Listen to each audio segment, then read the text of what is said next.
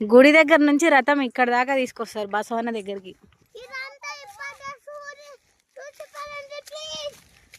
Marriage అయిన తర్వాత కొన్ని ఇయర్స్ తర్వాత కూడా పిల్లలు పుట్టారు కదా, రావి చెట్టుకు తిరిగితే పుడతారు అని పూర్వకాలం నమ్మకం, గట్టి నమ్మకం.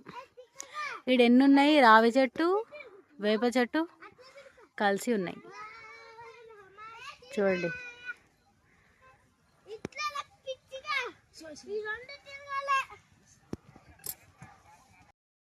రావి చెట్టు, వేప చెట్టు, జమ్మి చెట్టు కూడా ఉంది ఇందులో.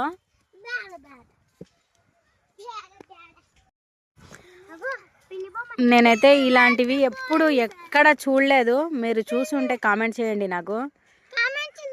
ఈ జాతరలో ఎడ్లు కూడా అమ్ముతారనమాట. ఎద్దులు జత 2 ఎడ్లు 1 lakh ఉంటుంది. 1 లక్ష రూపాయలు ఉంటాయి. లక్షకు తక్కువ ఇయ్యారనమాట. ఈ 2 లక్షలు కూడా పోతాయా? అమ్మా 100 కిలోల బియ్యం సంచి అయినా మోస్తుందంట చూడండి. 100 సంచి ఒక ఎద్దు ఒక బండి. ఆహా, ఒక ఎద్దు ఒక బండికి 100 సంచులు. చూడండి మా అమ్మ చెప్తుంది, నాకైతే తెలియదు. వెనకటికి చాలాంటి కట్టుకొని అట్లా గుంజుతూ మళ్ళీ ఎంత మాసారం నుంచి కోలేపల్లి వరకు గుంజుతుంది అంత దూరం.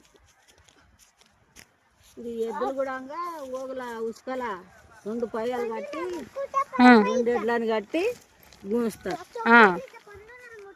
అట్లా గుంజగలిగితేనే తీసుకుంటారు పైసలు వచ్చి, లేకుంటే లేదు. అంటే ఫస్ట్ ఇలా ట్రయల్ వేస్తారు, గుంజిపిస్తారు. గుంజిపిచ్చి చూసి